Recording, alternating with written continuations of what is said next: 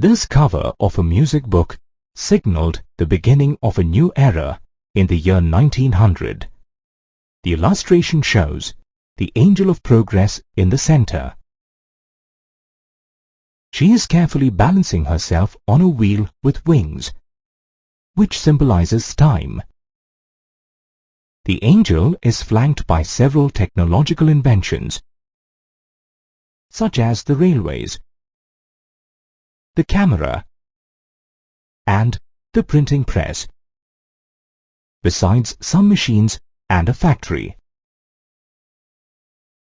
Another popular image that glorified machines was the two magicians printed on a trade magazine about 100 years ago.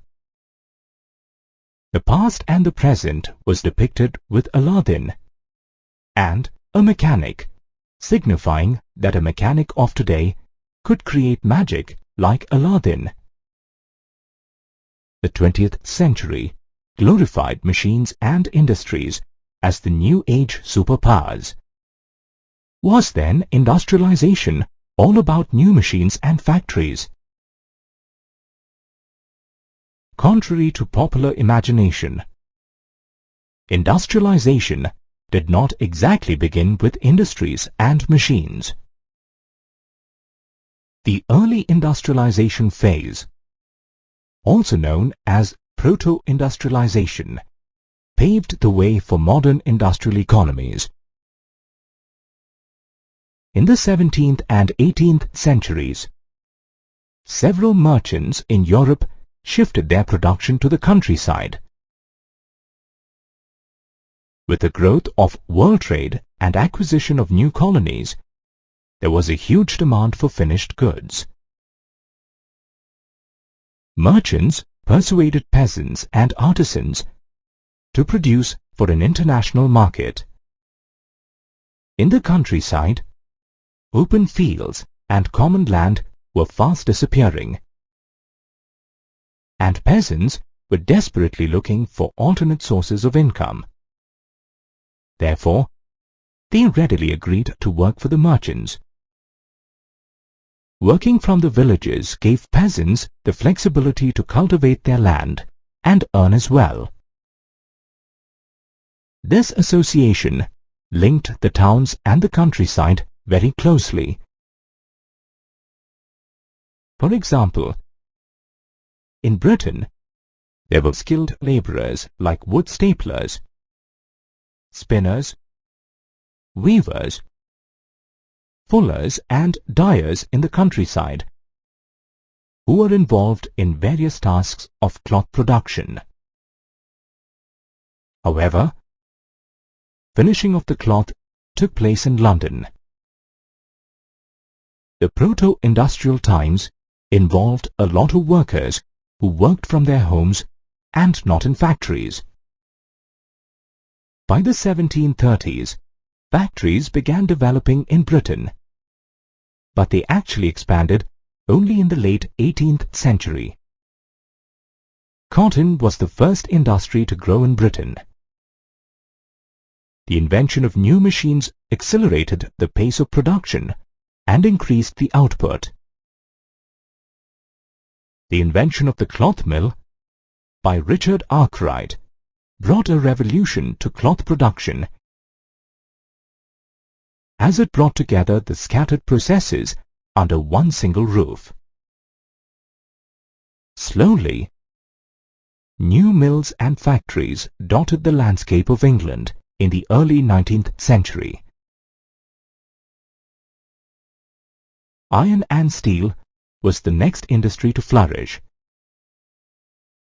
With the expansion of the railway network in Britain as well as in the colonies, there was a huge demand for iron and steel. Although the new industries were expanding, they did not completely replace the old industries. Even at the end of the 19th century, most textile production happened through domestic units. New technology such as steam engines did not bring a revolutionary change overnight. Although many small industries had begun to use some technology in their processes, industrialists were still hesitant about the new machines due to their high repair and maintenance cost. For example, the steam engine could enhance the production manifold. However, in the early 19th century, only 321 steam engines were used all over England. Industrialization was in full swing in the late 18th and the 19th century, but the shift to machines was a gradual and slow process. During the 19th century, hordes of people began migrating from the countryside to the industrial centers, such as London, in search of jobs. Since the market was flooded with people, labor was cheap.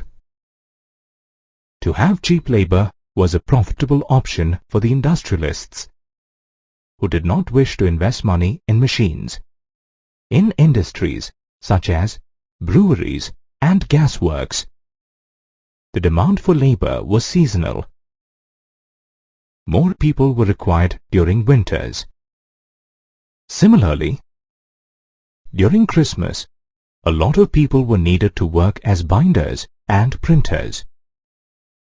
After the peak season, laborers would be out of work again. Rather than installing machines, the owners of seasonal industries preferred to hire manual labor for a short period.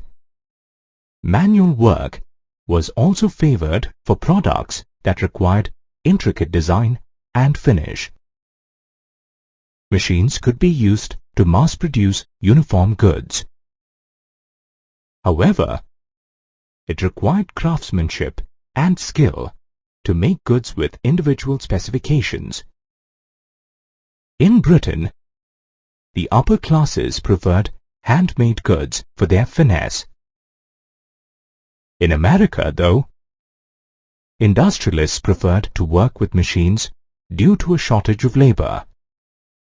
In Britain, there was no dearth of labor.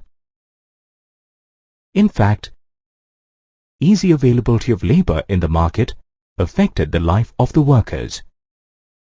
Many people came to the cities in a hope to improve their lives, but had to spend weeks of extreme hardship before they finally got jobs. It was difficult to find shelter in the cities.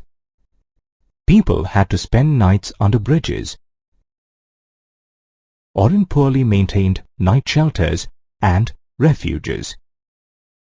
There were warehouses also where they could stay after obtaining a ticket, and others went to the casual wards maintained very poorly by the law authorities. However, it wasn't an easy task to get into the warehouses.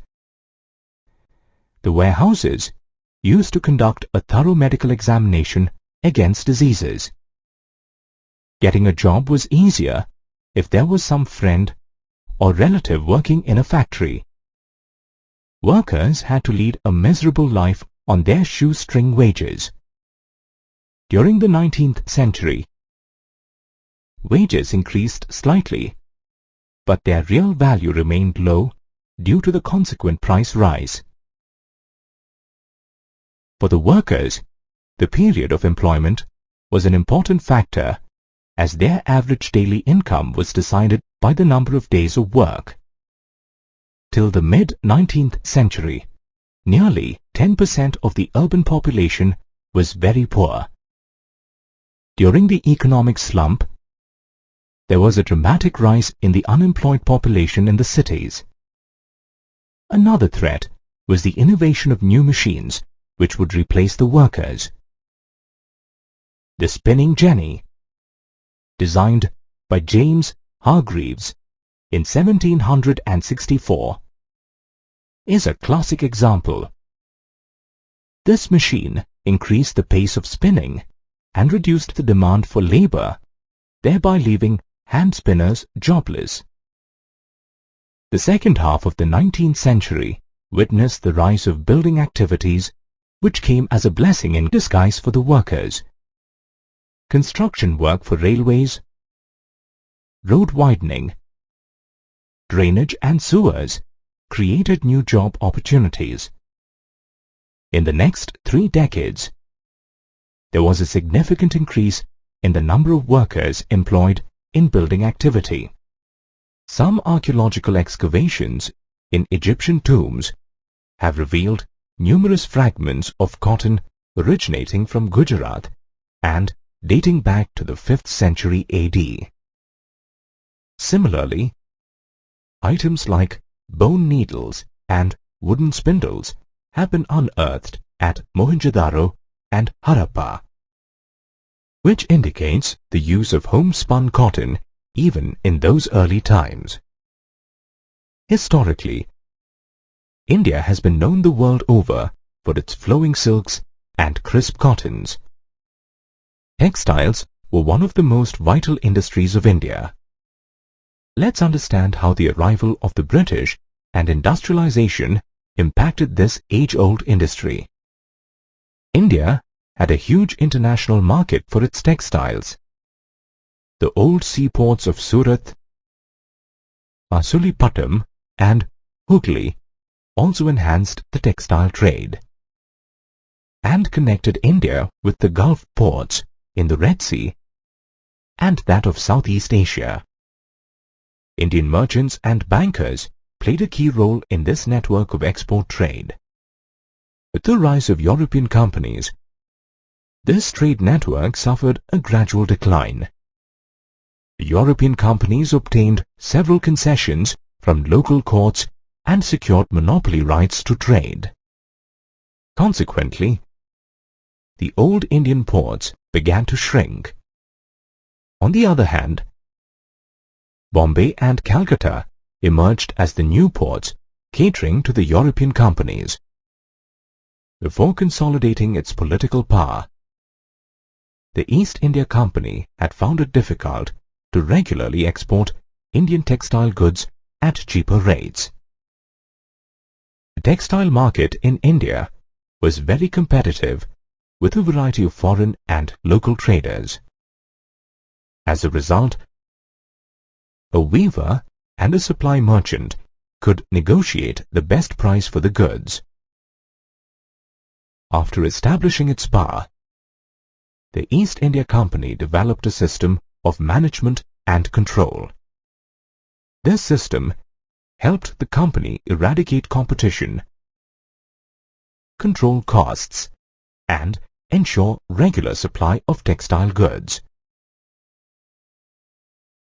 The company also appointed a paid servant called the Gomasta, who supervised the weavers, collected their produce, and examined the quality of cloth.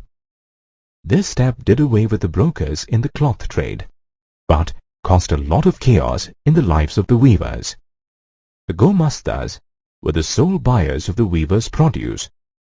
Besides this, the prices paid to the weavers were really low. In wake of this exploitation, some weavers rebelled and some migrated to other villages, while a few of them even gave up weaving and became agricultural laborers.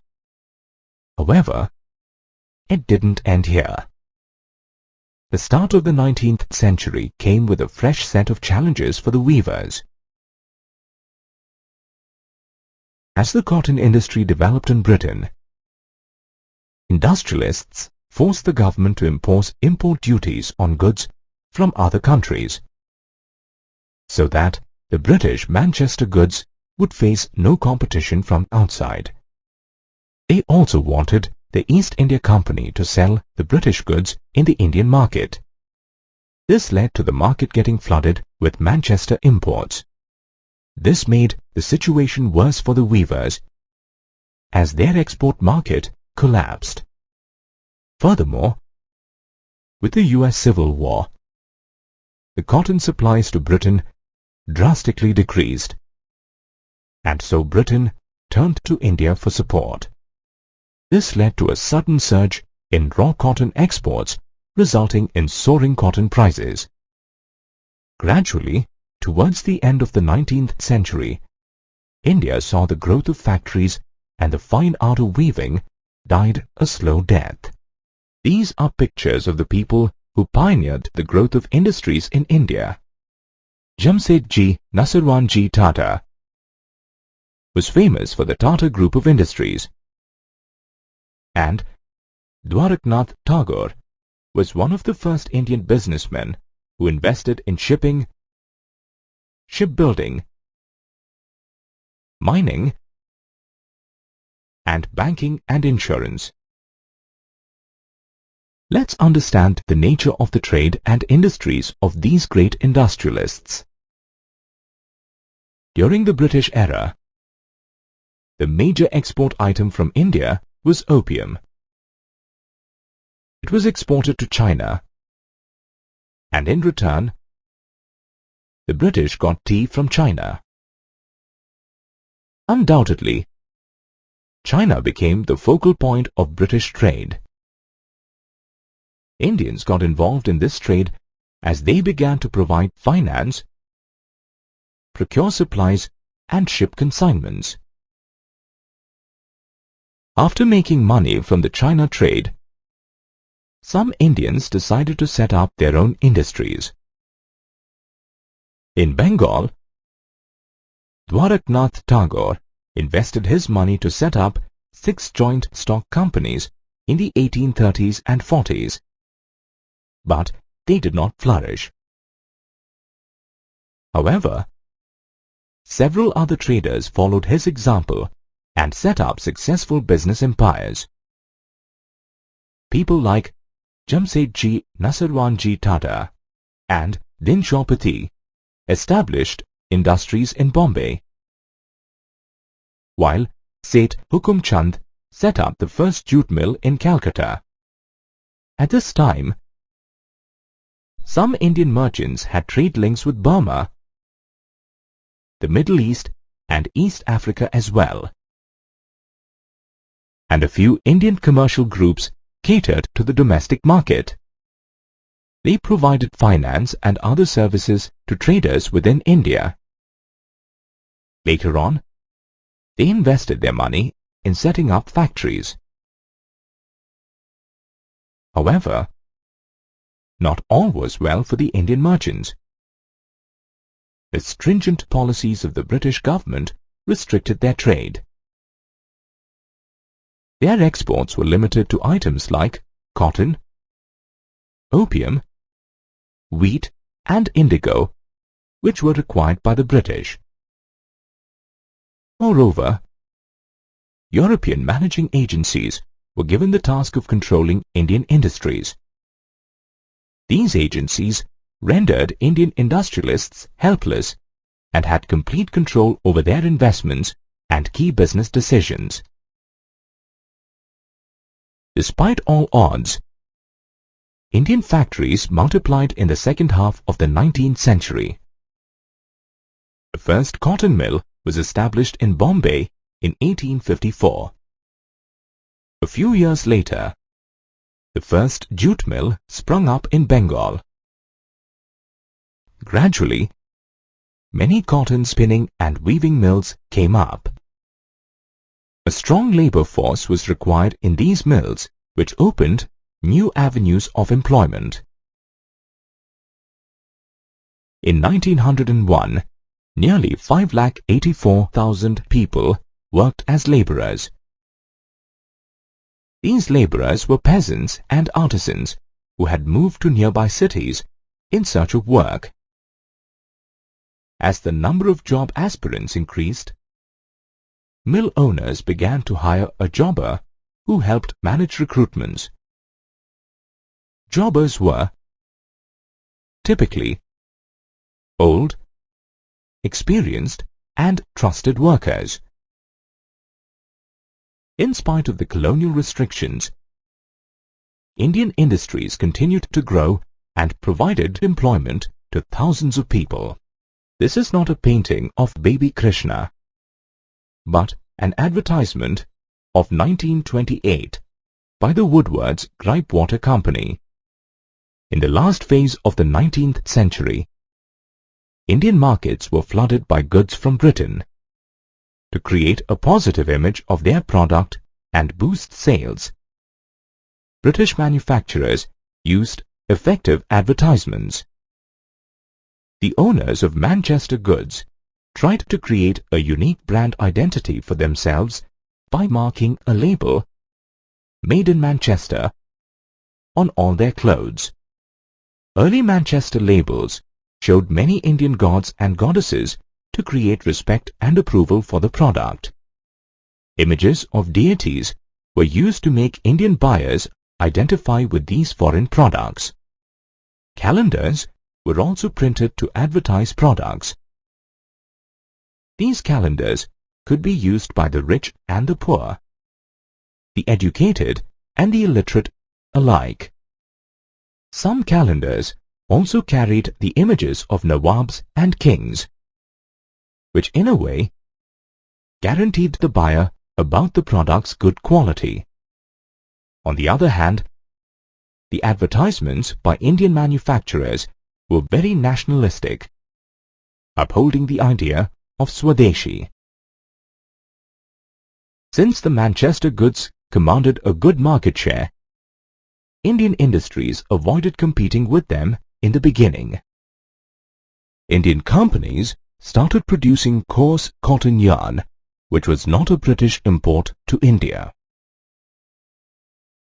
This yarn was either used by handloom weavers or was exported to China.